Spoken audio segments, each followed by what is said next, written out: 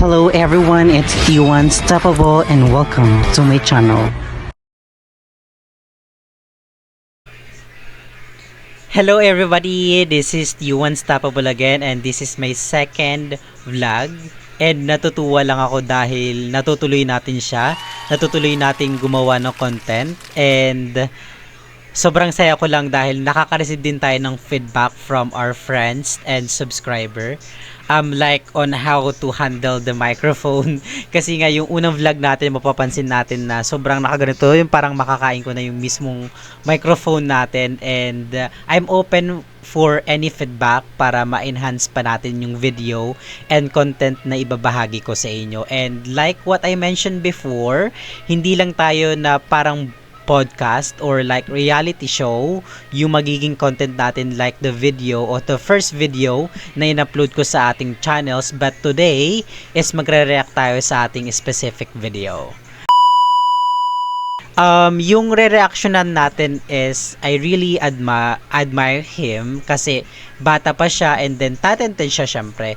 And then quick highlights lang na etong batang to is from or originally from Olongapo City and papanoorin natin yung performance niya sa pagsali sa Idol Philippines Kids or Idol Kids Philippines. Correct me if I'm wrong. This kids is already moved to the live finals of the Idol Kids Philippines. So panoorin na natin at magsimula na tayo. So i-set up lang natin tong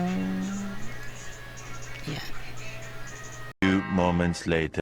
So bago tayo mag-start, again, this kid's name Kian from Olongapo City na sumali sa Idol Kids Philippines. So let's watch and pasensya na kung ipopost ko siya minsan dahil nga reactions video to, pero kung gusto niyo siya mismong panoorin or kung gusto niyo kung gusto niyo panoorin yung mismong video na pinapanood ko ngayon is ilalagay ko siya sa my comment section or sa caption comment sections. It's sa caption na lang para madali niyo siyang mahanap. So if you really want to watch the video first before watching this reactions video, pwede naman siya. So let's start na tayo sa ating video. Hello po! Hi! Hello! Ano pangalan mo? Ako po si Kian Vicente, 11 years old from Olongapo City po. Handa ka na. Na po. Game? Good luck, Kian.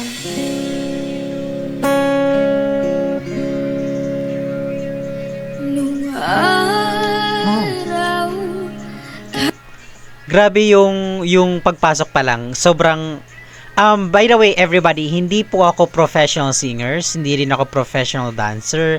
Even though I'm not an artist, I'm new on this kind of industry.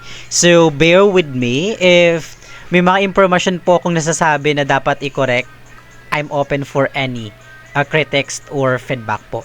Okay? You can message directly kung ano yung dapat kong itama. Open po ako dyan at hindi ko siya tinitake as negative. I take it as positive and I don't take it personally. So, base dun sa pagpasok para sa akin, sa sarili kong opinion, sa pagpasok nung lyrics or nung boses niya, sobrang catchy kagad siya. So yung parang makikita mo talaga na etong taong to or etong bata no to is nag-ensayo talaga siya before siya sumali sa ganitong uri ng competition. Syempre, marami talaga tayong or I'm sure na aware siya na marami siyang makakalaban na magagaling. Na even though na let's say na it's a kids, pero magagaling talaga. So let's continue. Ay tamis ng ating buhay, puno ng siya at ng kulay, hindi maulit muli. Ang oras kapag hinayaang lumipas, madarama. Nakita niyo yung reaction ni Sir Gary. Nakakaano tayo, parang ganun. yung nakakaano, yung para mafe-feel mo, may mafe-feel ka sa yung timbre ng boses niya. Kunti. Mo hanggang bukas, di mababawi muli. Woo! Ang dami-daming bagay na hindi naman kailangan. Pwede lang pumasan natin ang mga nakuha. Ayoko siya hinto. Gusto ko siya i-direct. Hindi mo pa nararanasan.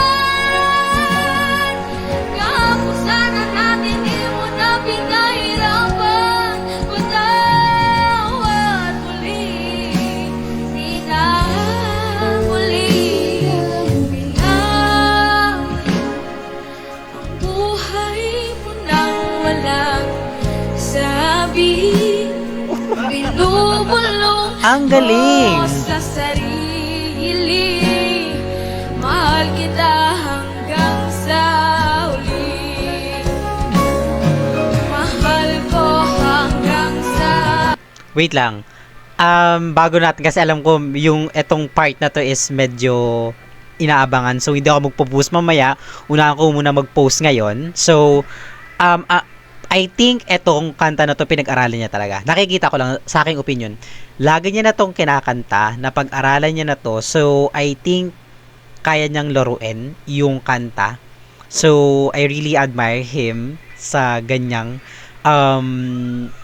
attitude niya. So, and then makikita natin yung mga reaction ng mga judges. Syempre, etong mga judges is singer talaga. So, I can't blame na magaling talaga tong batang to. Kasi nga kung magbabase tayo sa reaction ng mga tunay na singer, which is yung mga judges, magaling talaga. So, continue. huli. Oh, mahal ko hanggang sa huli. Mahal ka hanggang sa huli. Mahal ka hanggang sa huli. Thank you po. Suwabe. Suwabe. I think ito yung tatay niya. Tatay niya to. Pwede mo wala ako? Nice.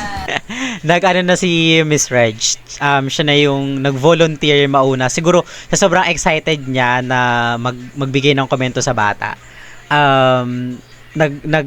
Nag-volunteer na siya. And before syempre mag-comment yung mga judges natin, syempre doon muna tayo sa comment ko. Syempre vlog ko to, hindi. Sa sarili ko opinion na magaling talaga tong batang to. Napag-aralan niya yung kanta, lagi niya nang kinakanta. Yung sa part na yung medyo mataas bago matapos yung video, yung kanta. Feeling ko kapag ako yung gumawa yun mismo. At 'di ba natatakpan na naman yung bibig ko. Siguro kapag ako yung nasa part noon, kung ako mismo sa sarili ko ako yung kumakanta, pipiyok ako sa tingin ko lang kasi yung bago mag-proceed sa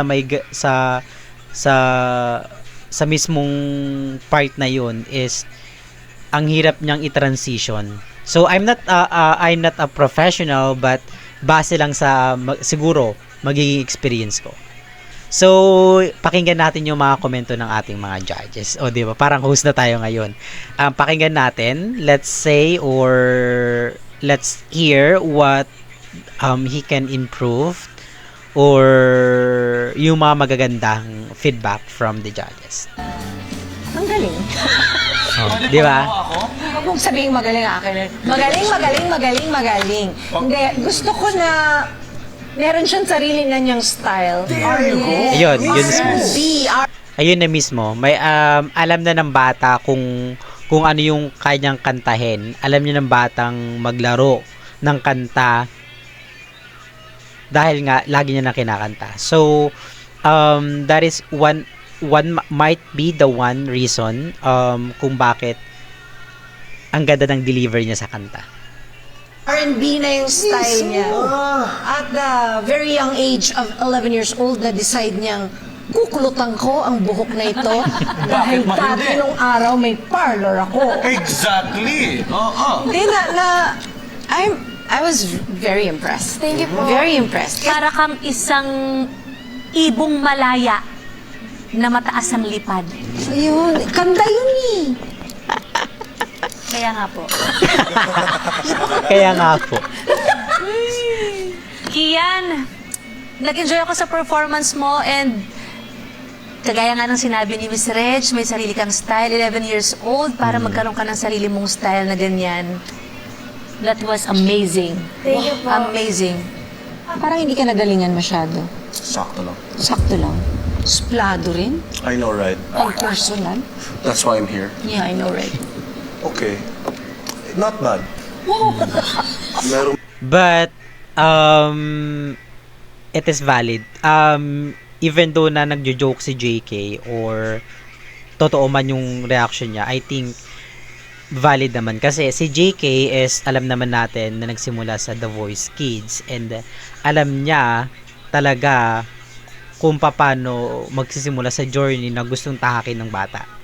So, I think maganda or tama yung pagpili ng management ng Idol Kids Philippines kay JK as a judges kasi nga, syempre, may ibabahagi siya experience sa mga batang gustong tahakin yung parehas na tinahak ni JK. mga parts na hindi tumama. Pero, not bad. Tito Gary? Hindi. Ganito yun. Kala ko partner yun na yun eh. Kian, sobrang gara talaga ng dating ng kanta mo. Sino nagturo sa'yo na kumanta ng ganyan? Papa ko po. Ganon din kumanta ang papa mo o nagbigay lang siya ng tips na baka pwede mong Feeling ko magaling yung kumanta yung papa nito. Hindi ko siya kilala personally but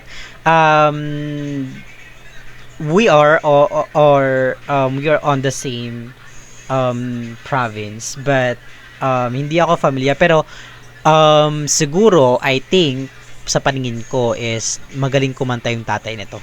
Kasi nga oo, sabihin na natin na may sarili siya pero pag magaling talaga yung nagtuturo sa'yo is magiging magaling ka talaga kasi nga parang yung tinuturo nila is nakadepende lang sa experience nila. Like sa judges lang. So, the reason why judges is there is to provide techniques, tips, or any informations na makakatulong para mas gumanda pa yung performance, maging mas mahon pa natin yung mga talent natin. Continue. binituin mo yan, ganyan-ganyan. Dati po kasi kumakanta po si Papa. May banda po sila dati. So exposed ka talaga sa ganitong klaseng style. Apo, mahilig po ako mag-rips and runs. Kaya naman Oh, pala, hindi. parang natural Rips and para runs, sa'yo, it's- mag-riff and runs. Ian, ikaw ang isa sa mga Hindi ako talagang familiar gusto doon. kong Hindi kasi makita ako sa susunod professional. na round. Yes! Thank you po. Ate Angge, it's your turn. Ian, Ay. Eksena. Hello. it's a yes! Alam ko eksena si Yes, Adje okay. Si But you Angge. need, Kian, you need 3. Usap pa muna kami sandali ah. Ano ka ba? What's wrong with you? Nothing is wrong with me. Isabay lang tayo. Okay. Galing. Congrats, Kian. Congrats. So, post na natin to. 4. Post na natin yung video. So, if i-rate ko itong batang to, is, I will rate him is para sa akin, sa opinion ko. So, nakadepende pa rin sa ako. Kayo guys, kung ano po yung rate nyo, is pa-comment na lang po ako sa comment section. Okay? Kung may comment kayo tungkol dun sa video, comment nyo lang sa comment sections. But, for my own opinion, it's 10 over 10. Wow! Hindi dahil sa kababayan ko siya, dahil nagalingan ako. So, yung 10/10 is nakadepende sa akin. Since I'm not a professional singer, might be possible yung score ng mismong professional singer is iba sa magiging score or sa critics ko. Nakadepende na lang talaga yun. So, sa opinion ko lang to is 10/10. Magaling siya, ang ganda ng deliver ng kanta. Alam kong pinag-aralan niya and alam kong mas gagalingan niya pa. So, since alam niya na kung anong genre siya, I think yung mga susunod na kakantahin niya is the same genre na kinanta niya ngayon. Pero I'm not sure, syempre hindi tayo yung mismo kumakanta or hindi tayo related sa mismong tao. So, ituloy niya lang siguro yung R&B na genre niya. Magtuloy-tuloy lang siya doon kasi feeling ko mas gagaling siya doon at mas makikilala siya doon. So guys, I know and I don't wanna waste your precious time everybody. So ngayon po, maraming salamat po sa panonood dito sa video natin.